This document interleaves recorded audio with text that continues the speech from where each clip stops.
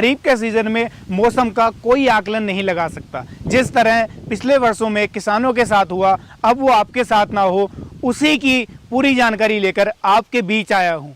तो इस वीडियो में प्रधानमंत्री फसल बीमा के बारे में जानेंगे कि खरीफ के सीजन में कितना प्रीमियम किसानों को देना होगा और केंद्र सरकार और राज्य सरकार कितना प्रीमियम देगी। ये सारी जानकारी इस वीडियो में आपको बताने जा रहा हूँ। किसान भाइयों बहनों, अब बात कर लेते हैं फसल बीमा प्रीमियम की।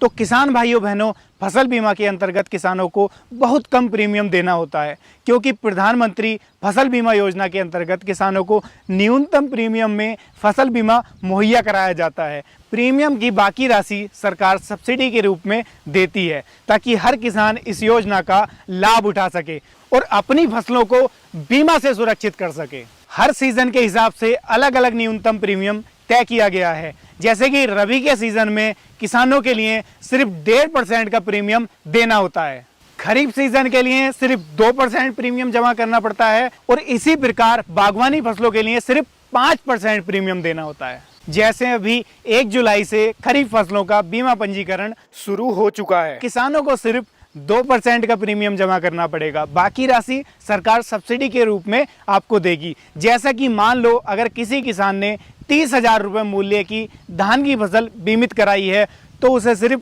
2% की दर यानी कि सिर्फ 600 रुपये प्रीमियम देना होगा। यानी न्यूनतम प्रीमियम और सुरक्षा पूरी, यही तो है प्रधानमंत्री फसल बीमा योजना का लाभ। उत्तर प्रदेश में खरीफ सीजन यानी कि जुलाई से अक्टूबर के दौरान बोई जाने वाली मुख्य फसलें हैं धान, बाजरा, मक्का, दालें और मूंग।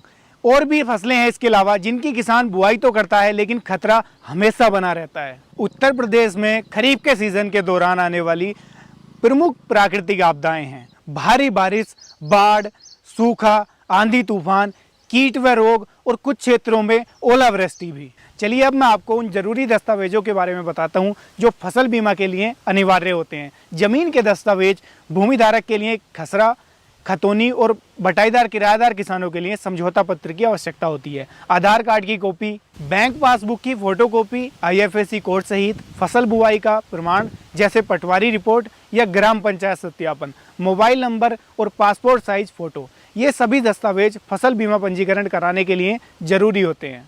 नुकसान होने पर किसान क्या करे? नंबर 1, किसान को 72 घंटे के भीतर 14447 पर कॉल करके सूचित करना होगा। नंबर 2, किसान विभाग को सूचित करना होगा। नंबर 3, अधिकारी आपकी फसलों का निरीक्षण करेंगे और नुकसान का आकलन करेंगे। नंबर 4 पर है दावा प्रस्तुत करने के लिए आधार